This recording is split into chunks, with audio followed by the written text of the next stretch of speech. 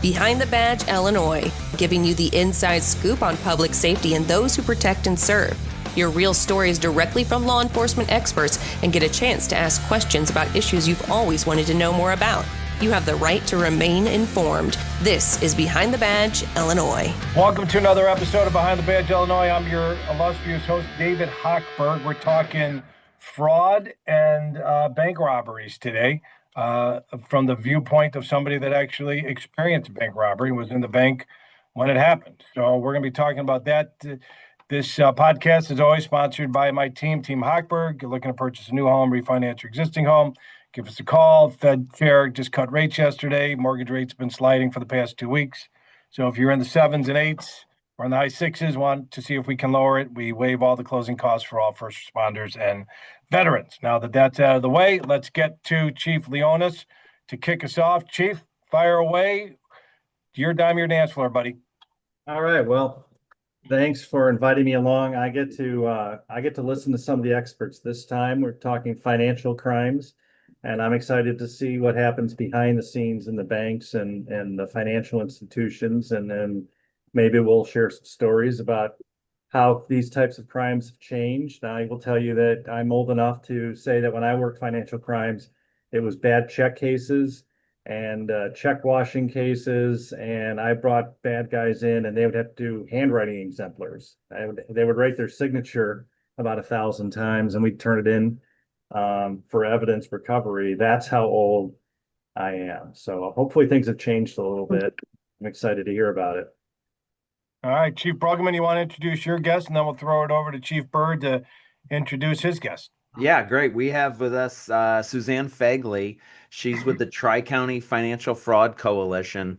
I first met Suzanne Fegley 17 years ago. I was a detective. I was working just regular cases and financial cases. Suzanne worked for a local bank and got together a group of police officers, detectives, investigators, and bank fraud investigators. And they meet quarterly, right, Suzanne? Yep. Yeah, quarterly to discuss trends in financial fraud. And Suzanne's been a great asset and a resource to us, in addition to just keeping us on our toes and keeping us up to date on what they're seeing in the fraud realm. Like what Joe said, we do still see some check kiting and different things like that, but there's so much more that is out there nowadays. And Suzanne has a front row seat for it, and she gets together all of these bank fraud investigators, and they work together because they don't just target one bank. They don't just target one community. They don't even target one state. And she can kind of talk about that as well. So she's got a lot of insight and a lot of knowledge, and she does a lot of presentations for our community, just kind of reminding people how to not be a victim of financial fraud, because realistically, that's the best way to prevent it, is to just keep yourself safe and before you even become a victim, because it's really hard to prosecute these cases. It's up here in my neighborhood. I'm part of the whatever it's called, Chief Leonis. I'm sure you're part of it too. It's the online pay, the patch is what they call it here. And I get news blurbs every single day about something going on. And at least once a week or once every other week, there's somebody picking off an elderly person for 25 or 50 grand. And it happened to my best friend's mom. Okay. My best friend's mom got ripped for 50 grand out of her account. And it was just a disaster trying to get it back. It went from her account to another account, then to another account, then to another account. So it was like instantaneous, boom, boom, boom, boom, boom. All the transfers were made, and it's just disgusting that people pick off the elderly and the experienced homeowners, as I like to call them. The older people might not be as in tune to what's going on. So we'll dive deeper with Susie shortly. Dave, Chief Byrd, do you want to introduce Kim to us? Of course. Kim Morris.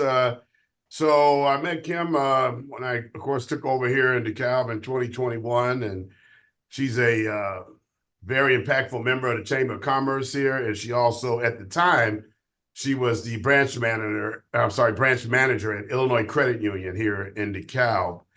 And unfortunately, like I said, over about a year ago, she was involved in a bank robbery. So this is we talk about financial crime, and I agree with you, Dave. The way they target the elderly is extremely just sad, and it's disgusting. But this is the violent side of this financial crime, where someone comes in and commits a bank robbery and holds the employees at gunpoint and demands, of course, currency from the bank.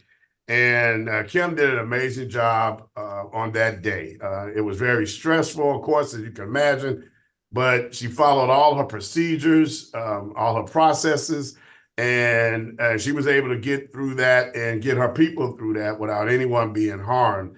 And that's the end goal. I mean, at the end of the day, life is the most important thing. So she saved lives that day. She saved her own life that day by doing what she was taught to do. Everything that they practiced and trained for came into play, Dave. And it was just like, talking to her afterward, I think she was more stressful and more upset after the event. But during the event, when you watch it on video, she was as calm as you could be, and she handled it appropriately. So I personally, when we started talking about this topic, I said, I got to get Kim on here, because there are some people who have never been a part of a bank robbery and hope they never will be, but she has some serious, impactful information, real time, information that she can discuss, and hopefully it'll help someone if they ever are involved in a situation such as Kim and her employees at the time were involved in.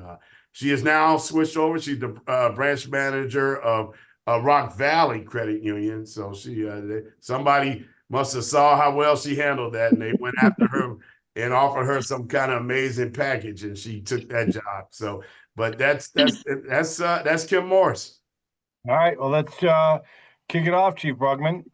Fire it away. You were a detective prior to us going on. You had mentioned that you had met Susie, or maybe you talked about it on the air, while you were a detective. And why don't you tee us up and take us off? I always like to wait until you're about ready to drink something to have you introduce. It's perfect timing. You're trying to make you choke, Kurt. I pretty much just sit here and drink coffee the whole time anyway. So, yeah, I think it'd be really nice to kind of talk about with Suzanne what we're seeing.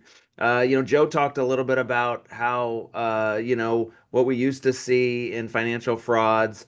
And I think it's really interesting to see what is going on now. And I'd love to get Suzanne's take on what are they seeing, what are the hot new trends in financial fraud, because it really affects everybody, because everybody out there has a debit card, everybody's got a credit card, everybody's got an online account for something that's attached to something. I mean, it's really hard nowadays to be off the grid. So, Suzanne, what are you seeing now? So first of all, thank you guys for allowing me to come on to this platform and teach and preach everyone. I call this my fun job. So the trends that we're seeing right now, crypto, right? So not a lot of people they're all intrigued by what's this new phase, what's this crypto, right? And now what we're seeing is there's crypto ATMs, right? Wow, what is this little newfangled machine inside a gas station or a grocery store? And now, let's see here. The fraudsters know that they can have little Grandma Susie come in, withdraw, $10,000 at their financial institution, take that $10,000 and take it to the gas station. We need to teach people, to see something, say something, right? That's what you guys always teach and preach, across the platform, right? So I'm always teaching this. Okay, why is it okay for you to would you take $10,000 and take it to your house? Well, no, but the Secret Service guy on the phone said that he was going to arrest me if I didn't take this $10,000 to the gas station. And he had me on the phone the whole time. So I can't get a hold of this person, working as a financial institution representative. These guys are good. We just have to be better, right? So teaching is one thing. The gold buying up north, it is down south here too. I think that is the new thing. And as a matter of fact, we are working with our US attorney right now to come up with a pamphlet that we can put out to the jewelry stores and the pawn shops that say, hey, if Grandma Susie's coming in and buying gold bars, there's a sign, right? We need to ask them some more questions. So what is that? What is that scam, Suzanne? Briefly kind of say, what is the scam of the gold bar scam, I guess? So once again, they kind of pretend that they're either with a federal agency, whether it be Secret Service, FBI. They don't really target one. There was one that just said he was with the federal magistrate. Well, that doesn't even make sense to anyone in the United States, right? So we kind of looked at that and we were like, and this guy literally sent text messages to the victim, and all the stuff looked legitimate. So they had this person withdraw $10,000. They took it to a pawn shop and got gold bars. And I am not kidding you. They literally met a courier at a Schnucks parking lot to exchange. They had her package up the gold bars into a box, and this guy was going to be at the Schnucks, and she did it. She was an 80-year-old victim. What that was the thought that this was purpose okay. of that transaction, though? Right? I mean, so the government So- wants you to do this. Was she in trouble for Yep. something? Did she owe a tax debt, and the only way to pay it was to do? I don't understand why. What was the stimulus to get that 80-year-old lady to start this transaction? Great question. So think about this: 80-year-olds, 70-year-olds, 60-year-olds. I'm in the 50s, so I remember my parents and grandparents always saying how financial institutions back then would freeze the accounts, right? And so now these people, this older generation, still thinks that the financial institution can freeze the account. So she thought her funds were going to be froze, right? She thought that she was in trouble. Her account was going to be frozen. If she didn't do this transaction, she was going to be in trouble. And I'm sure that everybody is seeing this trend because it has gotten the attention of a lot of people, not only in Illinois, but across the states. I mean, I can't say enough about this, and we can't talk enough about this because it intrigues everyone. And we just had a younger victim also. So it's not only the elderly population, it could be a college kid also, which how could go ahead, Kurt. No, I was going to say, in the issue that we come up with is that there's no paper trail, and that was always a big thing, going back to Joe's, earlier comments about how check kiting and different things like with financial fraud in a classic sense and credit cards, there's always some kind of a paper trail, and you can always follow that paper trail as an investigator. Well, what they've done is they've gotten really good at of eliminating that paper trail. Cryptocurrency is incredibly hard to follow and can be transferred many different times. And then obviously gold bars.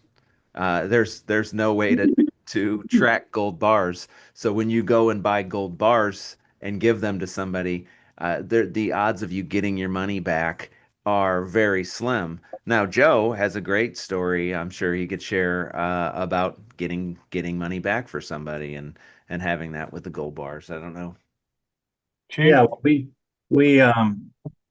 we were alerted by the gold bar seller, and that was this person noticed we have a business in town that is a rare coin shop and sells gold, and noticed exactly like Suzanne said. The person came in and just said they wanted to buy a bunch of gold and gave an amount that was extraordinarily high, and gave a story, which again, I'm sure the experts will tell us they're prepped, they have their story down, they're told what to say, and they're even told what to say when the police show up, which is what happened with us. So we show up to the gold store, and this person, the shopkeeper, basically said, I think something's wrong, this doesn't seem right.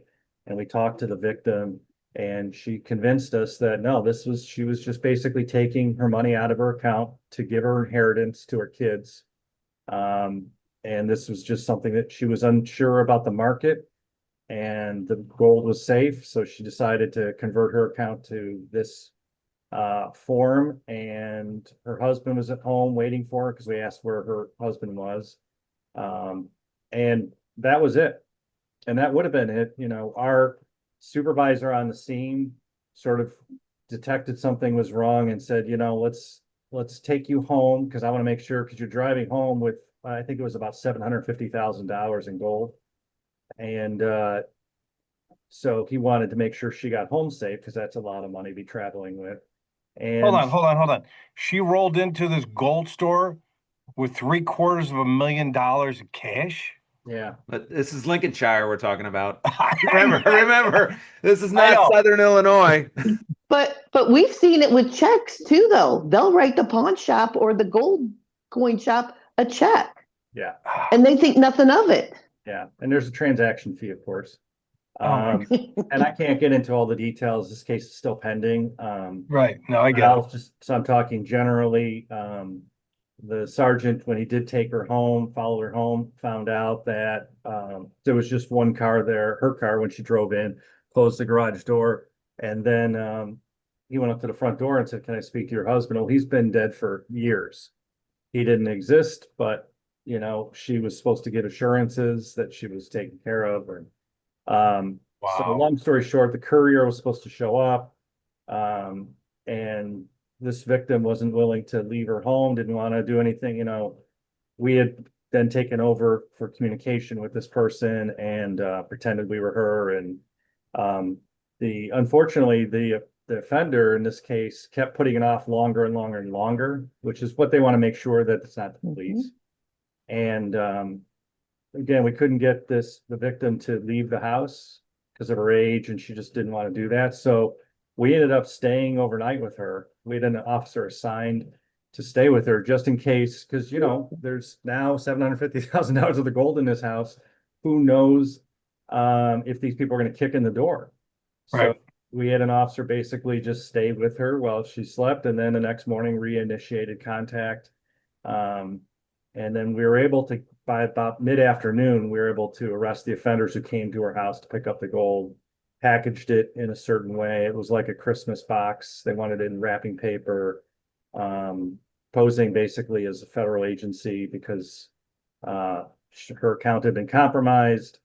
And she was going to be arrested because there was compromising information on her computer that her kids would be blamed for. There was a whole lot of stories. And, Wow. Again, that case is still pending. It was a pretty complicated case. We ended up giving an award to the owner of the shop for alerting us. And because that doesn't happen all the time. And again, she was very appreciative. The family was appreciative. And she actually made some money on the deal because gold did go up in cost. So end of the story is she made some profit, and had to time the market, sort of like when to convert it back. And I believe that even the shopkeeper even waived the fees for the transaction. So Kudos to that shop owner, though. I mean, kudos. Yeah. I said kudos. Yeah. You know, glad that you guys gave her an award because that doesn't happen in our world. I'm going to tell you that much right now, very often. well, That's good right. stuff. And that's what, you know, my friends who have now gone on to other jobs in banking from police tell me this all the time, that they try to convince folks that this is a scam, that what they're doing isn't right. You know, the fraud people get alerted to it. And at the end of the day, it's their money and they can do with it what they want. And you try to tell them, listen, this is a scam. We know this, you know. And one of the questions they ask, at least this is my colleague he works for a credit union. He says, "Have you ever met this person or spoken to them in person?" Because it's all through text and everything like that. And you know, the honey scams or whatever, you know, they Romance scams. companionship, yeah, and all that stuff. I'll let you guys talk more about that, but it's just so complicated.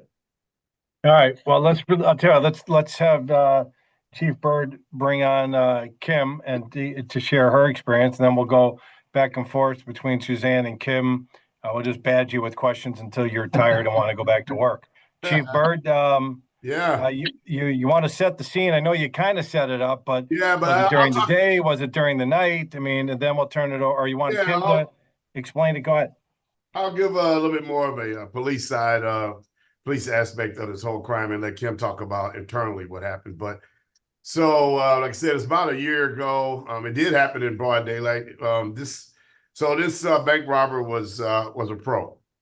He had done this before, extremely well planned out robbery. Like I said, he waited. He had already cased their credit union a couple times. He had been in there a couple times.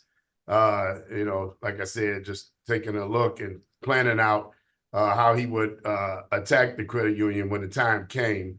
So he basically got there very early, and there was a abandoned home right adjacent to the credit union. So what he did was he squatted down and waited probably an hour at least until Kim and another employee arrived to open up. So unfortunately, I didn't even mention this part. This was on Kim's birthday. All of this happened on her birthday, which even made it worse. So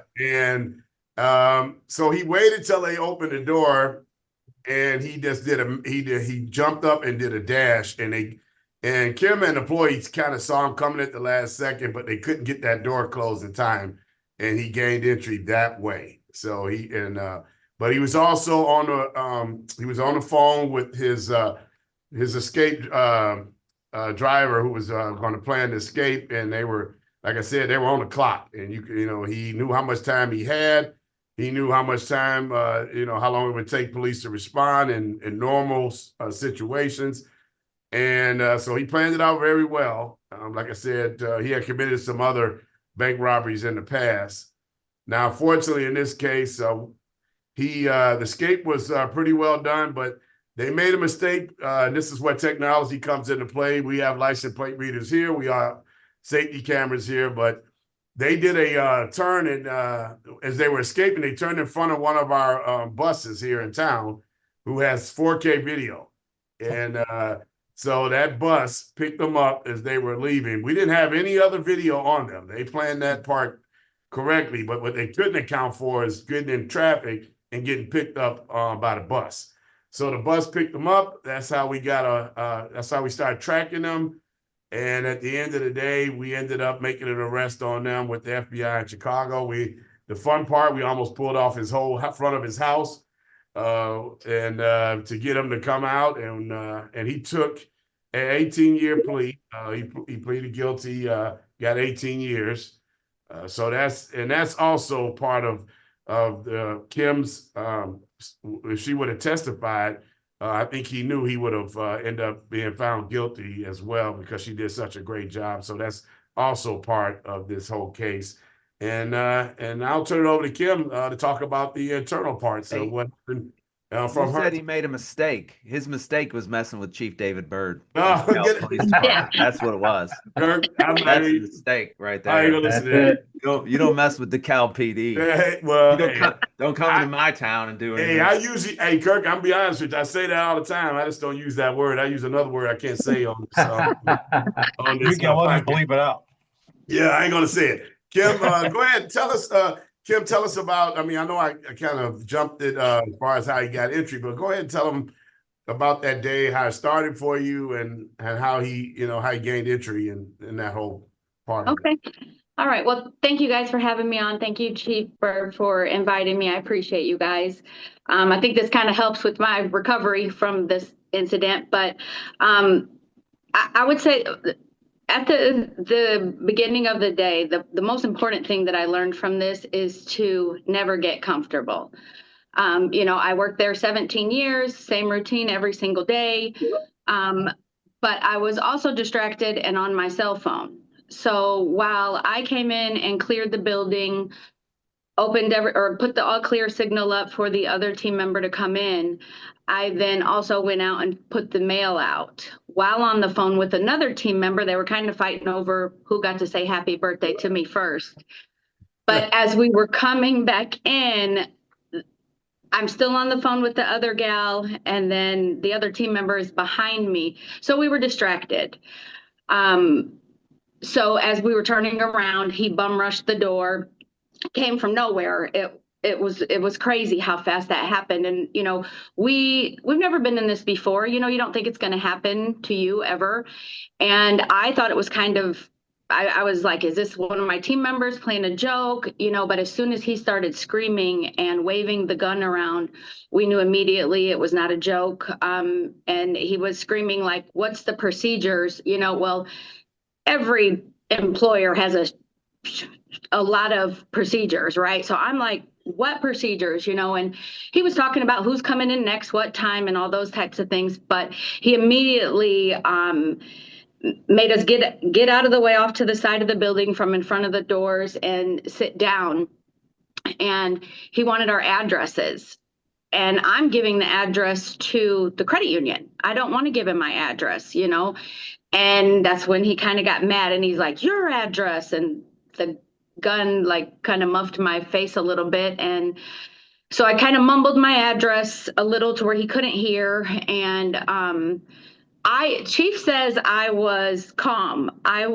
May appear like that on the camera. I was really scared to death, because I didn't know, you know, well, you don't know probably, but all the things are going through my mind about my kids, my life. Is this it over a little bit of money, you know? So once I seen my teammate in the state that she was in, I think my mom kind of instincts kicked in where I knew I had to be a little bit stronger. And so I kind of just took over him, kind of, I guess, if you will, where I'm like, you know, the vault's back here. I know you want to get in and out. We both have to open it up. You know, we need to get back there and get this done so you can get out of here. Meanwhile, he's trying to get both of our addresses, but I'm trying to get him to just get back to the vault so we could get him out of there. And Thank you. Kim, can I ask you a quick question? Chiefs, is Certainly. that normal that, you know, in a bank robbery, for the bank robber to ask the address of the bank employees? Is that normal? You know, why is that a technique of the robbers to put that into play? Or is that just this one robber wanting to intimidate Kim and her partner? Well, I think it's more, at the end of the day, it's a scare tactic as well. We've heard where bank robbers actually took their IDs, you know, actually physically taking them. And it's more like, hey, look, don't, you know, if you say something, I know where you live. Got it. Okay. I can reach out and touch you in another way if you speak up about this crime. I mean, you know, so I think it was more of a scare tactic on his part. But like I said, this guy truly was a professional. He didn't, like I said, he planned this out well in advance. I mean, he was from Chicago. He was from Chicago. He came all the way to DeKalb. We found out he did have a connection here, but it was very small. It was a young lady that he knew, and like I said, I think that was part of it. I think he probably found the way that the credit union. There were a lot of trees and big brushes in front of it. Like you could drive past this credit union and miss it, Dave. You know, because of, you know, all the like I said, all the greenery is just it was just one of those spots. And like I said, even Kim's employee, you know, she did not know this, but one of her employees was actually in the building in another room while the whole robbery was going on, and he wasn't aware that she was in that room. So she was on the phone. She was on the phone with DPD at the time. So we were scrambling, and unfortunately, we didn't have anybody in that area at the time because it basically happened during most of our shift change. And so most of our officers were responding from the PD.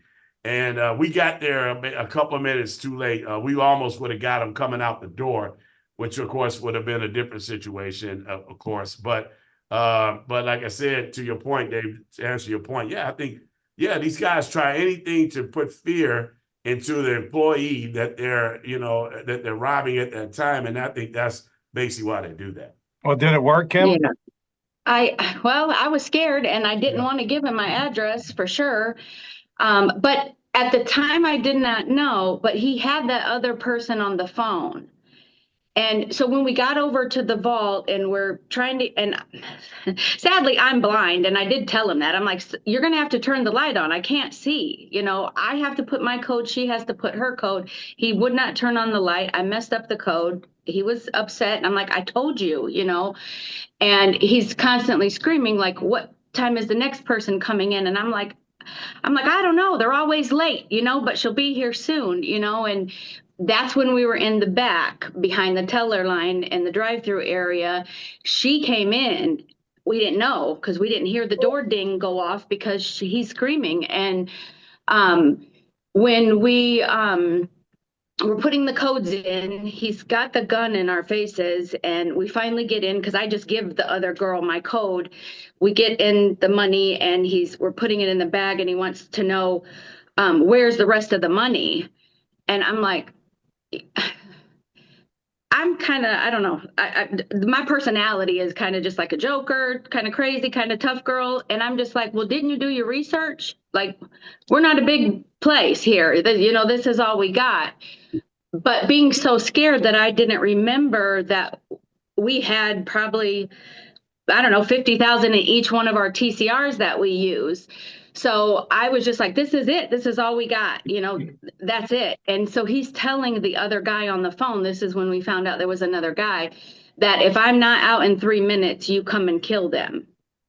So that was like, holy cow, you know, but he ended up getting all the money and he told us to sit there for 5 minutes, do not move. And then he left.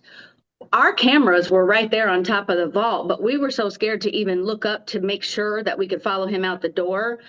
But the first thing I thought, I probably sat there, I don't know, to me it seemed forever, but maybe like a minute.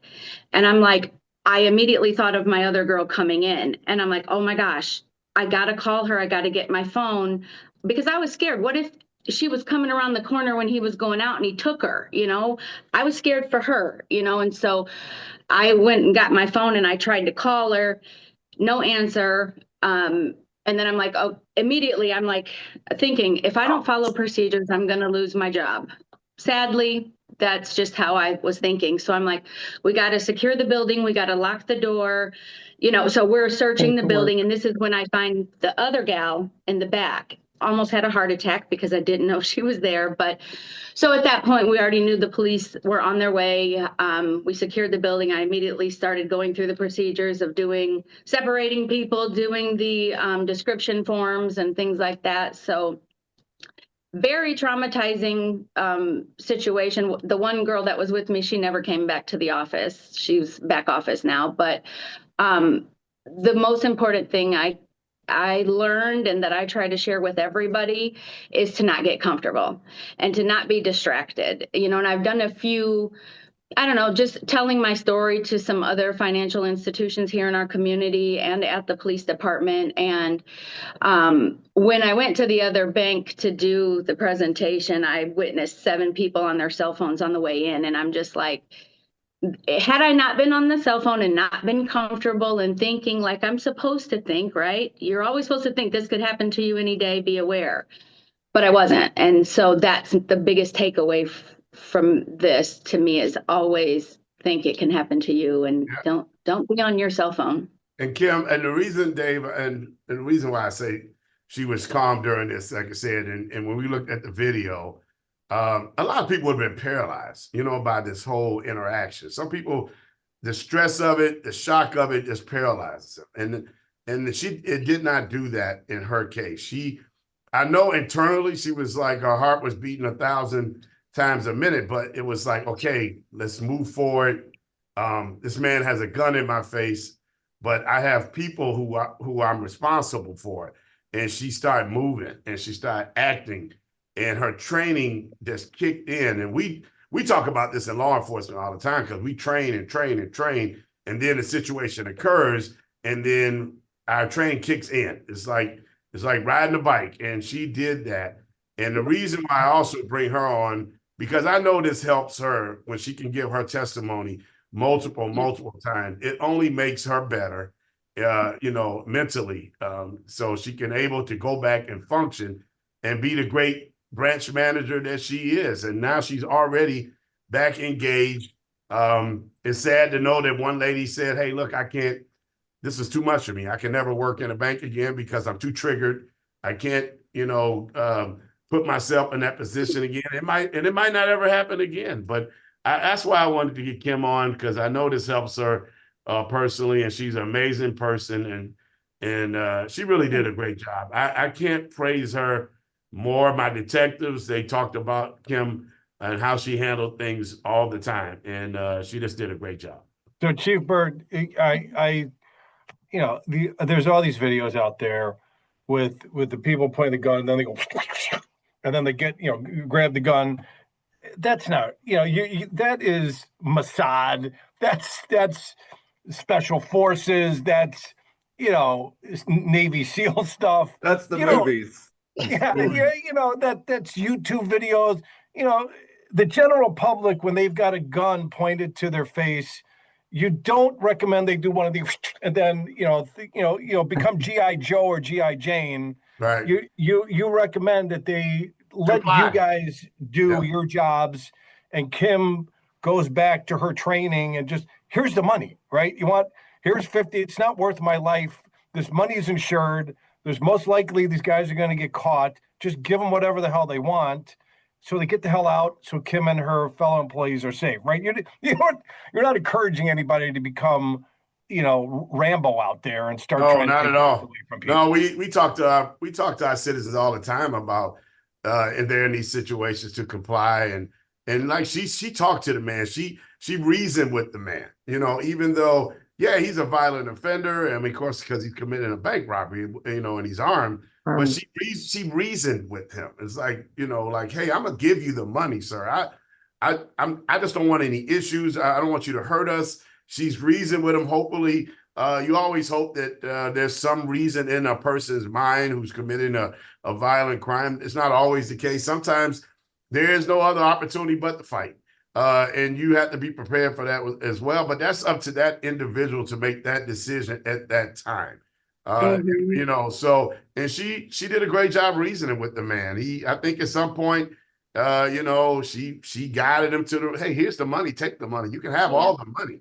We just want to be safe. Just don't hurt us. His face was completely covered. They had, he wasn't identifiable by face. So Kim couldn't attest to who he was. So I think, those are the things that I think played out in this whole situation. But to your point, Dave, we don't want people to get hurt. When it's just property crime, let them have it. Let them have a car. If you're getting carjacked, we tell people all the time, let them have a car. I mean, it's a car. I mean, you can replace a car. You can't replace a life. But if someone is attacking you, then it's time to fight, because you got to fight for your life then. And I think, Kim, if it would have turned to that, if this man would have went after one of the employees, they all would have jumped him, and it just would have been a situation. She just tried to win the day, and I know that she had that in her. She's a tough girl. I mean, even though, like she said, she was scared, but that's okay. Being scared is not the problem. It's how you act when you're afraid, and that's true courage, is being afraid and still having the ability to act.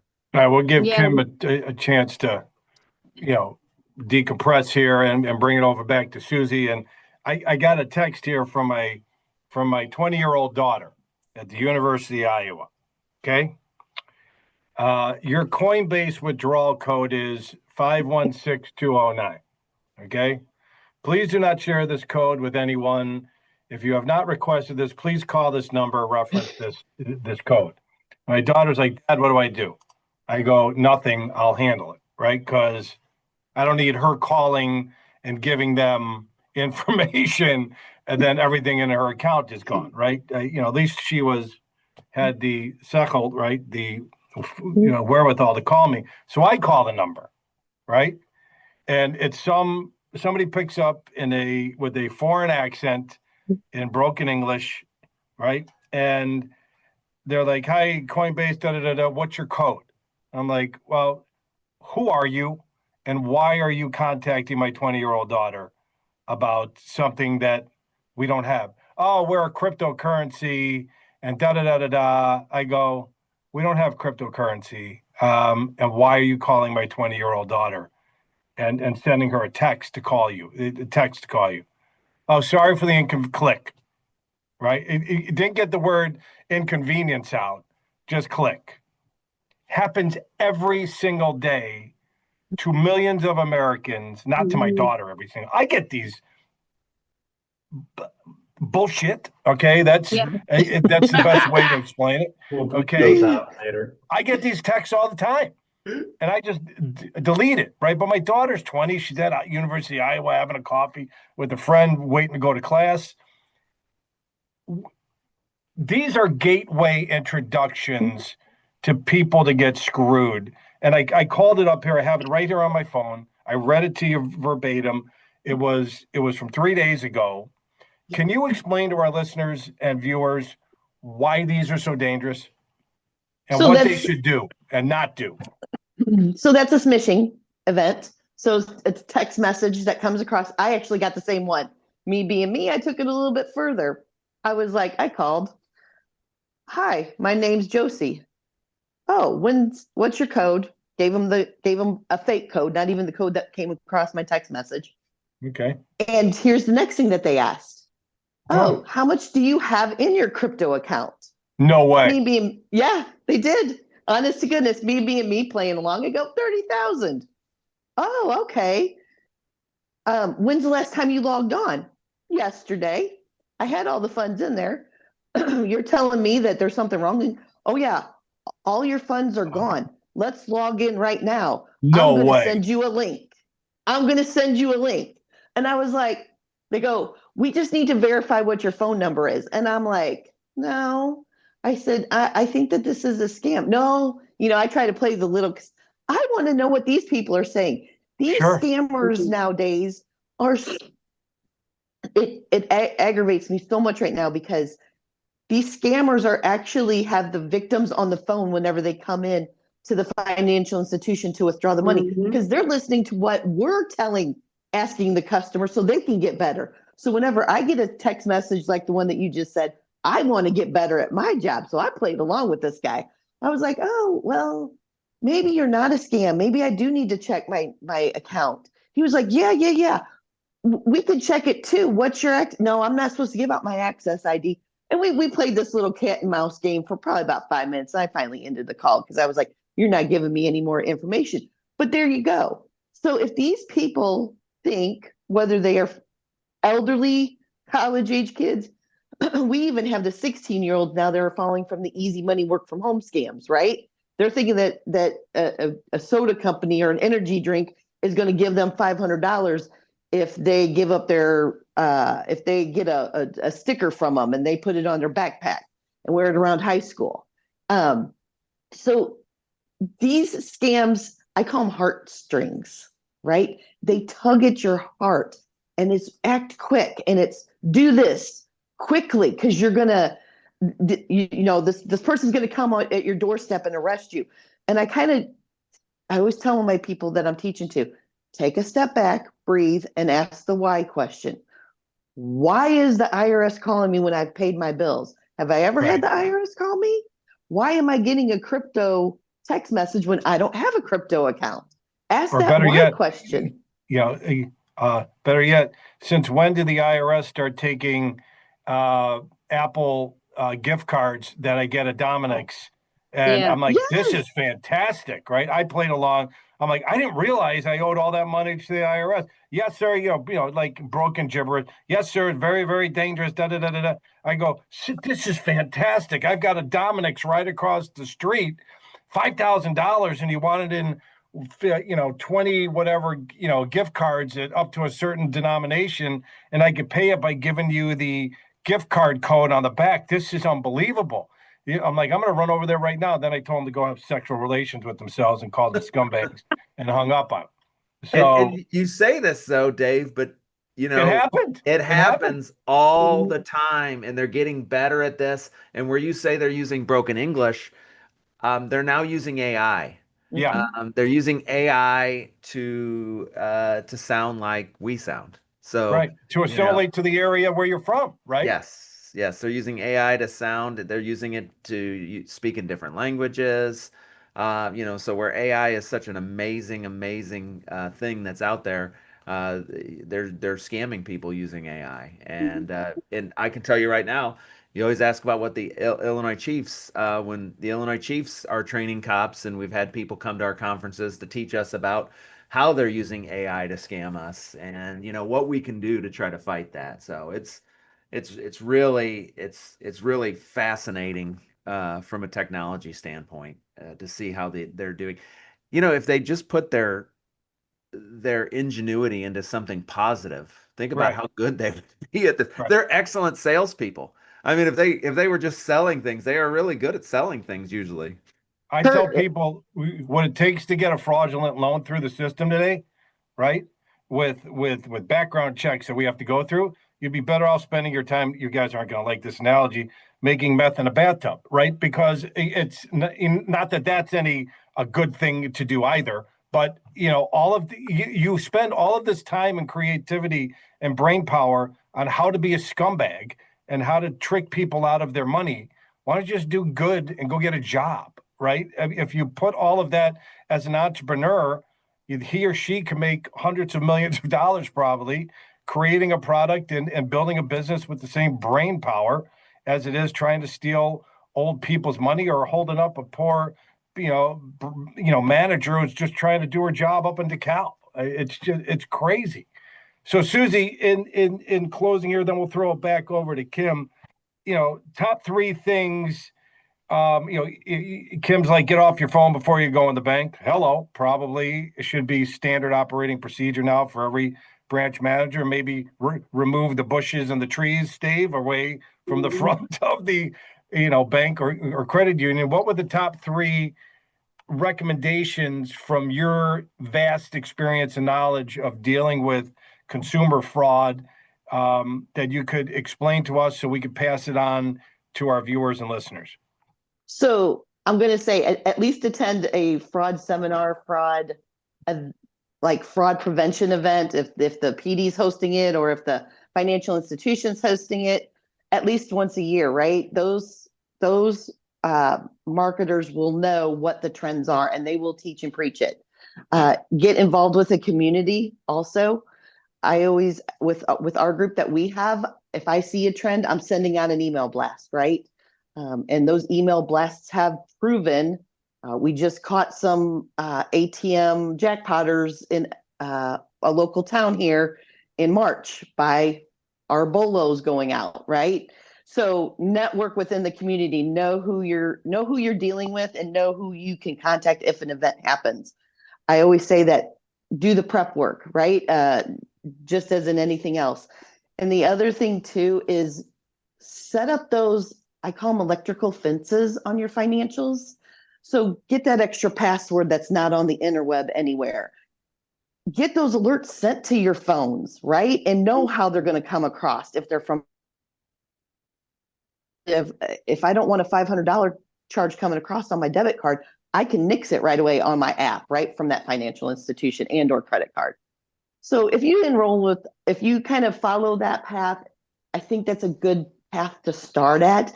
And what I'm always end with is two things. So see something, say something, right?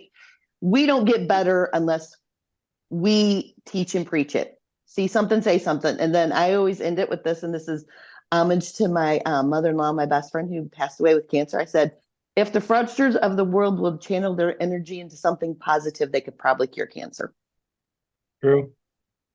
If our listeners want to get a hold of you and follow you on social media or attend one of your fraud classes or contact you to provide additional training to their staff or their company, what's the best way to reach you? That's a good question. I'll just throw out, I'll get you my phone number. Can I do that? Yeah, or you want your email or website that people could reach out? It's up to you. So let's do Fegley, PHEGLEY, the number 4 at yahoo.com. PHEGLEY number 4 at Yahoo. Yep. So if anybody's got any questions about fraud or want any type of fraud training, you go all over the state? I can. Okay. I'm usually more like Springfield down, but I've made arrangements. I've done presentations across the United States, so I just gotta work it into the schedule. You got it. All right. Well, thanks for joining us, and let's throw it over to Kim. Kim, kudos to you. I saw you wiping your eyes there, so I'm sure you had a little flashback and PTSD. We all, listen, I've never been involved in a robbery and hope I'm never involved in a robbery, but just hearing you recant it, I was scared to shit for you, scared out of my life here. And I wouldn't want to be bum rushed anytime and have a gun put to my face. So, a high five virtually to you and big hug for Thank you. getting through it and protecting your team members and getting that piece of crap, a scumbag, out of your bank and making it out safely and taking care of your employees and doing all the right things. So thank you for sharing your experience. What I know you said get off the phone, but you keep going back to that training, right? Mm-hmm. For those that work at financial institutions that have money, for those people that work at restaurants that have money, okay, those people that work at pawn shops that have a lot of stuff, including cash, right? What do you tell them about if they don't have training, taking training, and those that offer training? That's BS. I don't need the training. You from somebody that's experienced an armed robbery and had a gun flashed in her face. Training is the most important thing, aside from, of course, being aware, of course. So in our community, every quarter I have DeKalb PD come in and hold a training class for my team. And I think that's important because we get kind of the latest updates, the do's, the don't do's, what they've seen, all this type of training. And the police department always holds probably 2 times a year. Maybe we'll start doing it more. All of the financial institutions getting together and sharing all this information together, the things that are going on. And sometimes it includes fraud, kind of whatever's going on in the banking industry that we all need to be aware of. But training is ultimately important. And the distractions while you're, anytime, because it could happen during the middle of the day while you're handling regular work, is to pay attention. And then also the visibility of where your branch is, like the trees, those things, and your cameras. Cameras are huge, and where they're placed, and if the bathroom door swings open, is that going to block off the camera? Making sure these things, that we didn't know before, that we've learned since then, I think are all very important things. I don't think we could ever stop a robbery, but this is going to help the police do their job, and that's our part in helping them with that. But those would be my biggest pieces of advice. But training ultimately the most important, because had I not had that and all those years to think, what am I supposed to be doing now? I don't know. I probably would have maybe destroyed some evidence or not done things the right way. So that's what I would have to say about that. Well, thank you as well. Do you do speaking engagements that you want to put your email out? Sure. Yeah, I have. I viewers? think helping somebody get through this type of ordeal would help me as well, and hopefully maybe preventing something. My email is kmorris, MORRIS @rockvalleycu.org. And my direct line is 815-633-5623. That's awesome. Well, thank you for sharing your Can I say story. one thing? I'm Yeah, sorry. Can I sure, say one thing sure. about the cameras? Sorry. Yeah, The absolutely. cameras, that's key. And the chiefs of police, please chime in here, because I think that most businesses don't put as importance on not only having the cameras, but the people that can access those cameras. Because it's inevitable, an event will happen, and there's all of a sudden no one knows how to access those cameras in the past. So let's put that out there too. It's not only where your cameras are at, but it's who can access it and who can get the data, who can get those pictures to who needs it at that time. Police chiefs, is that a correct statement? Yeah, Mhm. because a lot of times they're a corporate security, and maybe they're off site, and we've had times where we've had the bank has been the victim of a crime, and they refuse to give us the video until we got a subpoena. I'm like, well, if you don't want to give us the video, you're the victim. If you don't want to give us the video, I guess we just won't do anything with it. But to your Yeah, point, we were right there doing it, yeah. pulling And time everything is up of for the them. time is of the essence, though. I mean, that's what people don't Mhm. understand, especially in these violent crimes like with Kim. The time, the faster we can get this information, the faster we can share with other law enforcement. I'm sure he hit I-88 or some other Mhm. state route, and he took off. And if we'd had that information sooner, we put that information out. We put out be on the lookout, and then all of a sudden we got other agencies. Now you got a gauntlet of agencies you got to get through. And good luck with that. I mean, Illinois law enforcement is very aggressive on its nature, and they do a great job and tracking down bad guys. So it would have been tough for him to get through. Unfortunately, we didn't have that information until later, Dave.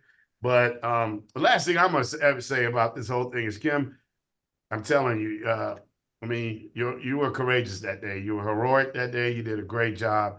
I know it still affects you personally, but I am sure of this part, that the more you speak about this, the more you share your testimony, you're going to get better by leaps and bounds just by talking about it. But you were heroic that day. You did what you needed to do. So thank you for coming on, Thank you Kim. so much.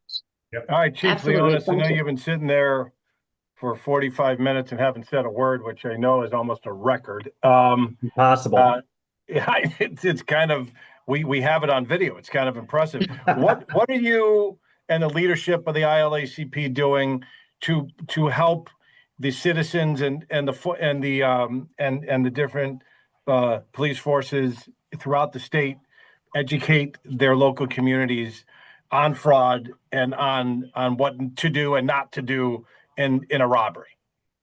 Well, that's one of the things we're doing is this broadcast here. So we're trying to bring attention to it and highlight the different ways that you can maybe prevent something from happening. And I think, there's always going to be attempts.